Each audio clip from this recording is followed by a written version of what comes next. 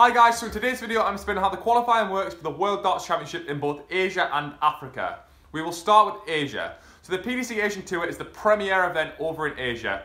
It's a 12-event series and the top 4 players in the order of merit qualify for the World Darts Championship. It's a first to 5 format and we usually see quite a good standard from the 4 qualifiers that do make it to the World Championship. The PDG qualifier often happens after the Asian Tour is finished. Now this is the qualifier exclusively for the Japanese players, but it's also the Japanese Championship. So players who finish in the top 4 in the Asian Tour order of merit can play in this. Saigo Asada usually does, and has quite often won this in the past. So the 5th player on the PDC Asian Tour order of merit also qualifies for the World Darts Championship. So the PDC Asian Tour average in 2019 was 70.2. However, this is quite deceiving as the gap in standard between the top players and the bottom players is quite big in Asia. The players who have qualified through this route for the World Championship since the format was extended in 2019 and 2020, only Malicdem has won a game. He's won both of his first rounds and nobody else has. Now the most successful player in the Asian Tour in history since it started back in 2018 is Lawrence Lagan.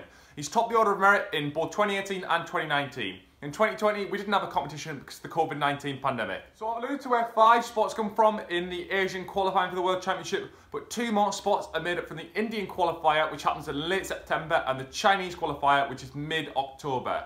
Now in the past, these have produced some of the worst performing qualifiers at the World Championship, but nonetheless, it is good for growing the game within the Asian continent. Africa has just 1 qualifying berth, and that competition occurs in South Africa in late October. Now in the past we've seen Devon Petersen come through this route a few times, but now that he's an established PDC player, we're starting to see other players who'll come to the fore. For example, Cameron Carrollison won through in 2020.